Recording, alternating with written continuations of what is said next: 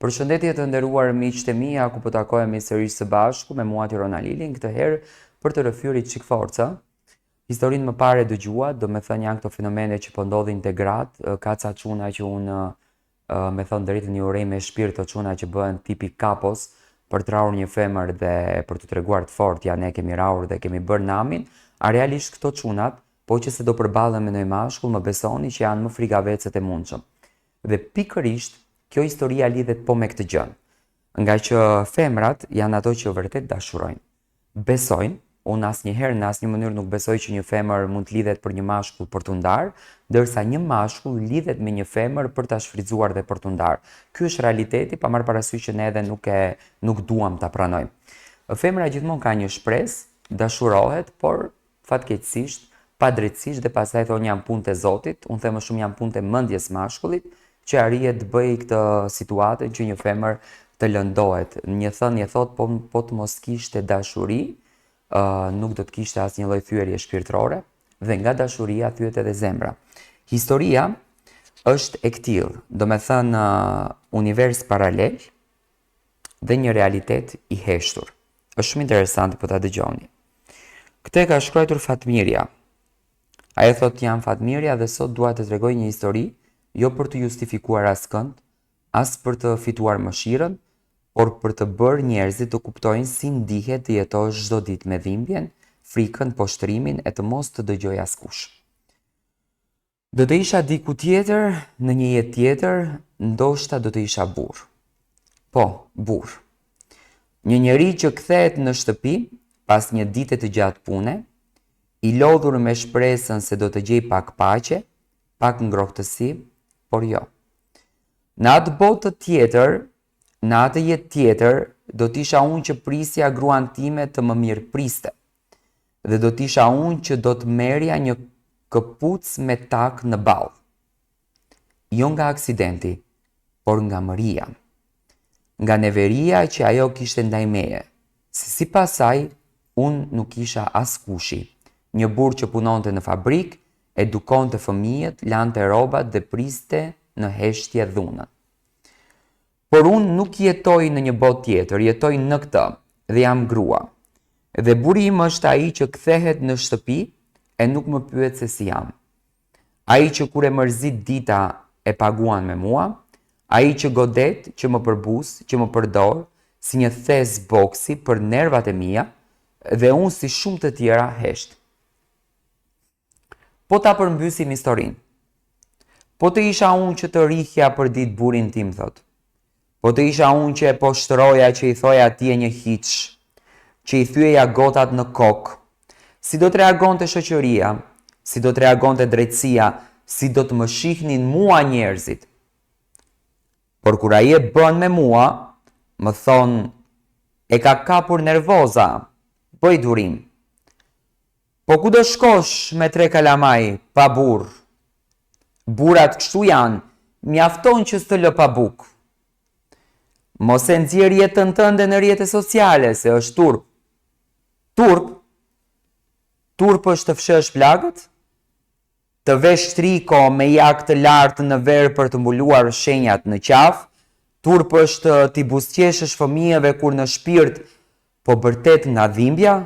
Turp është të mos kem zë, të mos kem emër, të jem thjesht një turp që rreh, përdor dhe të lënë në hije? Nëse do isha burr, askush nuk do të durronte një grua që më dhunon. Por kur jam grua, më thonë që ndoshta e kam provokuar. Mos ndoshta nuk isha mjaftueshëm e bukur atë ditë, apo ndoshta nuk e bëra mirë kafen, apo nuk fola në kohën e dur. Nëse do t'isha burr edhe do kisha rrëmbyer jetën e një gruaje me dhunë, do isha në burg. Po kur burri më rreh mua, askush nuk e arreston sepse nuk ka ndodhur gjë e madhe, janë probleme familjare, thot tjetra. E kam parë burrin tim të flej qet, pasi më ka lënë pa ndjenja në dysheme. E kam dëgjuar zërin tim teksa bërtas për ndihmë, por asnjë mur nuk më është përgjigjur, vetëm heshtja e frikshme e një bote që mbron dhunusin. Dhe prap unë zgjohem nesër, i lidh plagët, i pastroj syt, i lahem në lot, qep gojen dhe kthehem të ris fëmijët të gatuaj të buzëqesh në punë. Po të isha burr nuk do të më quani kur të dobët.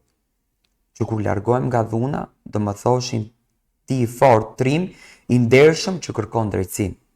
Por si grua më thon, po ti kishe bërë gjërat më mirë nuk do të ndodhte. Nuk jam perfekte, por askush nuk e meriton të rihet as ti, as ai as unë.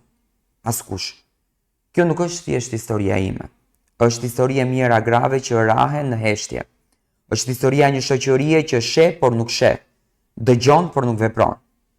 Nëse do isha burr, do doja të më besonin kur flas, të më mbrojnë kur jam viktim, të më thonë se jeta ime ka vlerë.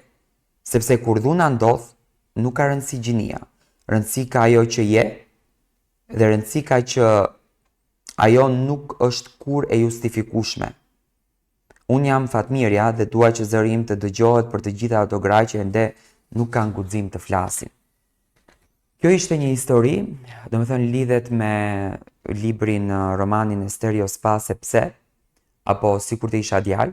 Domethënë është një rrëfim që nuk mund të gjesh një përgjigje definitive, por mua më vjen shumë keq për njerëz të cilët të dhimbja një herë pikë së pari nuk e marrin në veten e tyre, si do kalonin ato po që se do të ndodhte dhe përjetojnë tek njerëzit e tyre të afërt.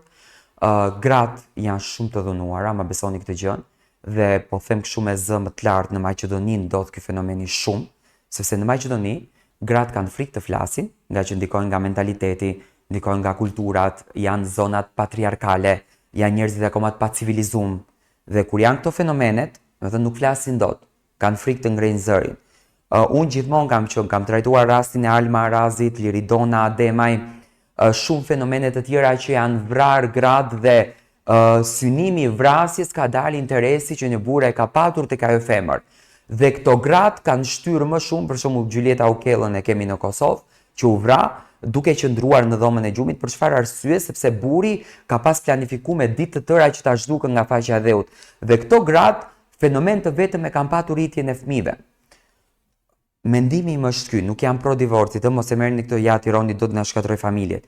Nuk jam pro divorcit, por jam pro mendimit më mirë një fëmijë të rritet larg të dy prindërve dhe të jetë i lumtur dhe të takoj prindërit me dashuri, sa të rritet në një ambient ku në fund, pas një cikël të madh zënkash, me patjetër që ai zinxhiri rrotullues do shkon deri tek më e keqja, që është vrasja e një gruas.